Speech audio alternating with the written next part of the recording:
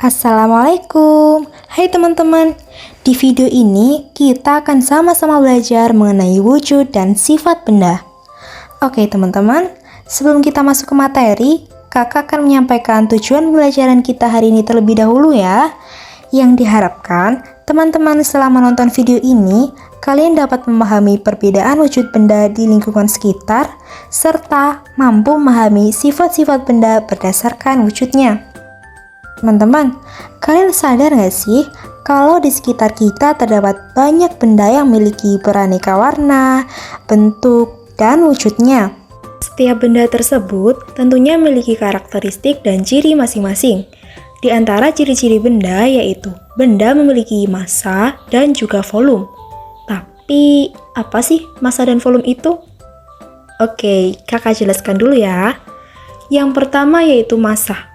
Massa adalah banyaknya bahan penyusun yang terdapat dalam sebuah benda. Massa dapat diukur menggunakan timbangan dan lain-lain. Berikutnya yaitu volume. Volume disebut juga kapasitas atau isi. Volume adalah seberapa banyak ruang yang bisa ditempati dalam suatu objek atau benda. Berdasarkan wujudnya, benda dibagi menjadi 3, yaitu yang pertama benda padat, yang kedua benda cair, dan yang ketiga adalah benda gas. Nah, lalu apa aja ya sifat benda padat, cair, dan gas? Yuk kita bahas satu persatu. Yang pertama yaitu benda padat. Benda padat adalah bentuk wujud benda yang memiliki wujud padat dengan massa dan menempati sebuah ruang atau berada pada volume tertentu. Nah teman-teman, kakak akan menjelaskan satu persatu sifat padat ya. Sifat padat yang pertama yaitu bentuk dan volumenya tetap meskipun tempatnya berubah-ubah. Kita bisa membuktikan hal ini ketika kita masukkan penggaris di dalam gelas. Bentuk dan volume penggaris tidak akan berubah menjadi gelas. Sifat padat yang kedua yaitu memiliki berat dan massa yang tetap. Contohnya seperti saat kita masukkan penggaris ke dalam gelas atau ke dalam wadah apapun, berat dan massa penggaris akan sama, tidak akan bertambah berat atau menjadi ringan. Sifat benda padat yang ketiga yaitu dapat berubah bentuk dengan cara tertentu. Misalnya dipotong, ditekan, dipukul, dipanaskan, dan lain-lain. Contohnya seperti saat kita bermain plastisin. Kita dapat menekan-nekan plastisin menjadi bentuk yang kita inginkan. Sifat benda padat yang keempat yaitu dapat berubah wujud menjadi benda gas atau cair. Contohnya yaitu peristiwa mencairnya es batu dan menyublimnya kapur barus.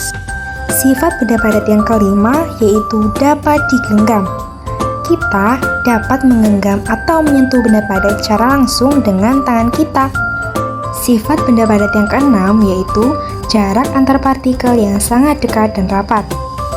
Gaya tarik-menarik antar partikel zat padat sangat kuat.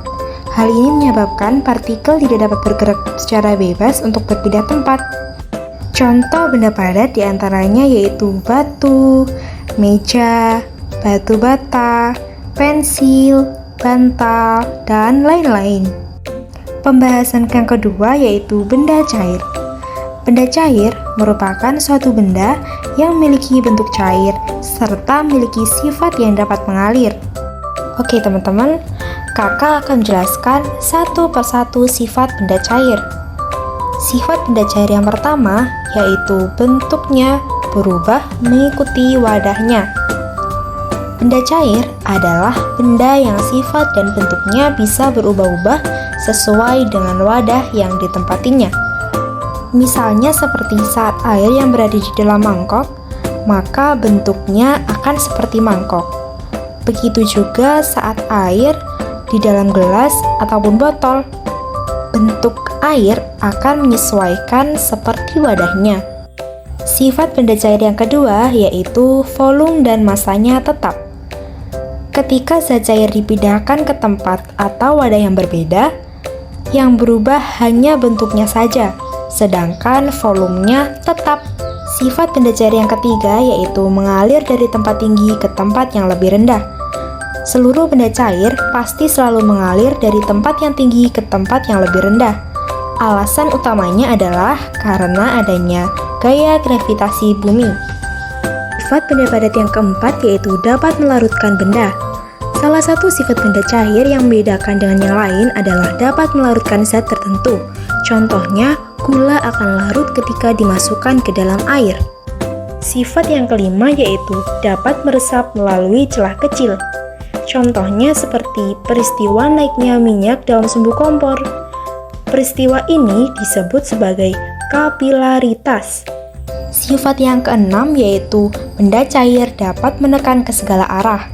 Sebagai contoh, jika pada sebuah ember kamu lubangi bagian atas dan bawah, maka pancuran air dari lubang yang bawah tampak lebih jauh, dan jika ember tadi kamu lubangi dengan arah yang berbeda-beda, di situ dapat kita jumpai bahwa air akan keluar dari semua lubang. Sifat yang ketujuh yaitu tidak dapat digenggam. Zat cair tidak dapat digenggam seperti benda padat, melainkan hanya bisa disentuh. Dan sifat yang kedelapan yaitu jarak antar partikel yang kurang rapat.